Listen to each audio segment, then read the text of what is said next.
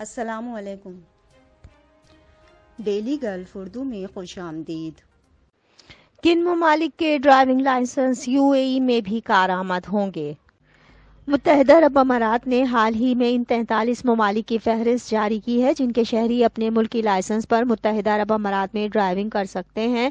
عرب media کے مطابق you اے ای کی وزارت داخلہ نے اس حوالے سے جاری بیان میں کہا ہے کہ 43 ممالک کے شہری اپنے ملکی ڈرائیونگ لائسنس پر یو اے ای میں گاڑی چلا سکتے ہیں، جبکہ دیگر 44 ممالک کے شہری امارات میں قیام کے دوران اپنے ملک کا ڈرائیونگ لائسنس دکھا کر مقررہ شرائط پوری کرنے کے بعد مقامی ڈرائیونگ لائسنس حاصل کر سکتے ہیں۔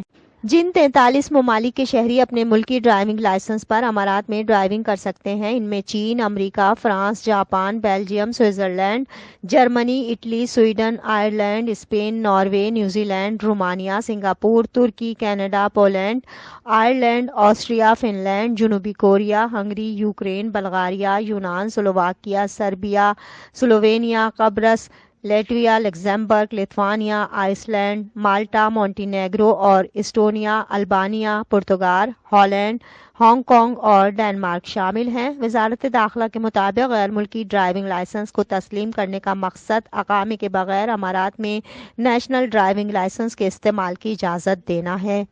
عرب میڈیا کے مطابق یو اے ای کی وزارت داخلہ نے اس حوالے سے جاری بیان میں کہا ہے کہ 43 ممالک کے شہری اپنے ملکی ڈرائیونگ لائسنس پر یو اے ای میں گاڑی چلا سکتے ہیں، جبکہ دیگر 44 ممالک کے شہری امارات میں قیام کے دوران اپنے ملک کا ڈرائیونگ لائسنس دکھا کر مقررہ شرائط پوری کرنے کے بعد مقامی ڈرائیونگ لائسنس حاصل کر سکتے ہیں۔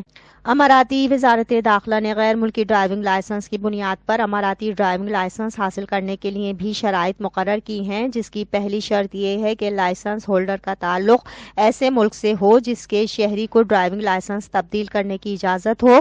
مؤثر اقامہ دوسری شرط ہے۔